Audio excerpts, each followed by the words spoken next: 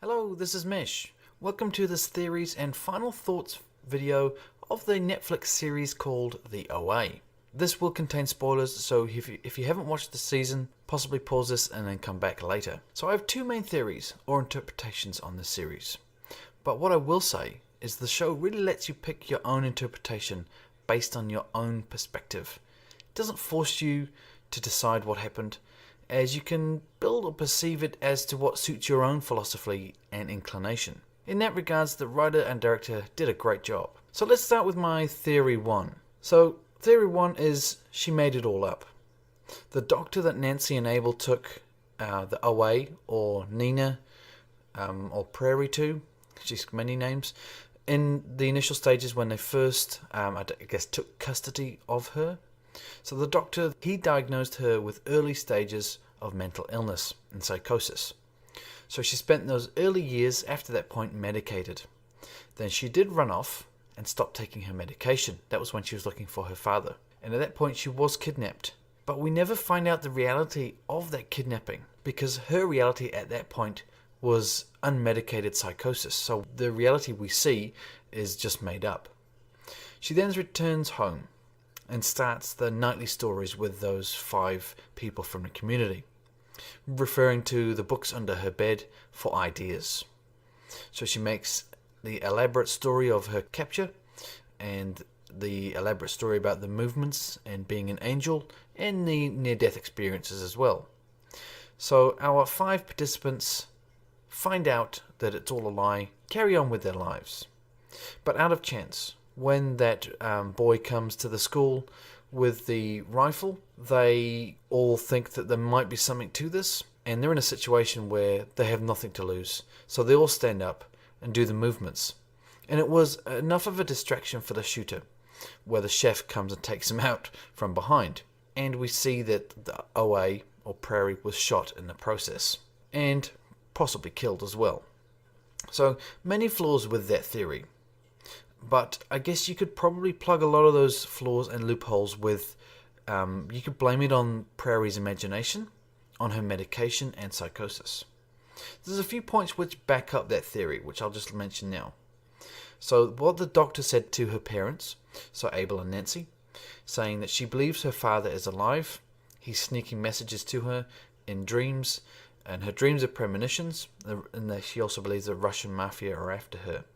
She has tales of grandeur, and she believes that it's reality and that myths make her special. So he also recaps saying that this is a serious sign of mental illness and psychosis. So that's one point which backs us up there, that we've got a medical professional saying that. Another point here is the books under her bed.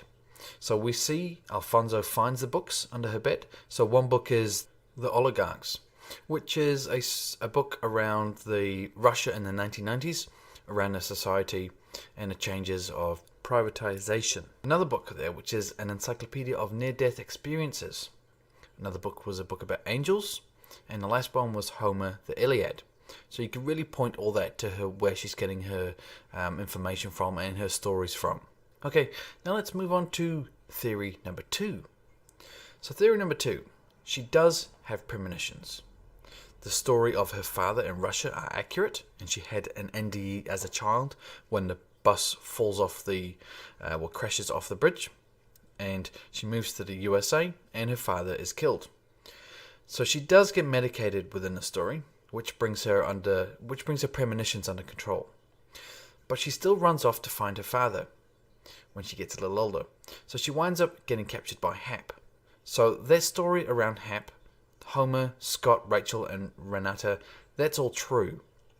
And we can also label them as angels, for a better word.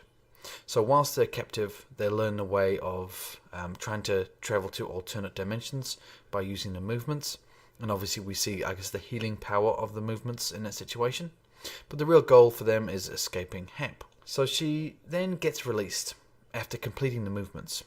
And Hap at that point, works to take the others away with the movements and actually go to an alternate dimension. The OA believes that actually happened. So we see her working with the other 5 people from the community on trying to train them to do the movements so she can go and rescue Homer and the others through a portal. So whilst they definitely have some speed bumps on the way to this goal, they do achieve it in the final scene. So let's talk about the final scene as, I guess, one of the backup points around this theory. So we see, obviously, the 5 people there stand up and do the movements at the end. And we see that the movements are completed, and we see that OA got shot. Now, you could interpret that as it's just a coincidence, but they had an interesting conversation when the OA was travelling away in the ambulance. Just prior to that, she said, "You did it. Don't you see? I have the will. Can't you feel it?" And Steve, who was the boy that was kind of following her at the end, he said, "It's happening. Take me with you."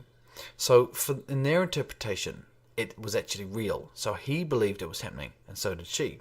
Once again, you could say early signs of mental illness or psychosis, but for this theory, we're taking it as that was the situation.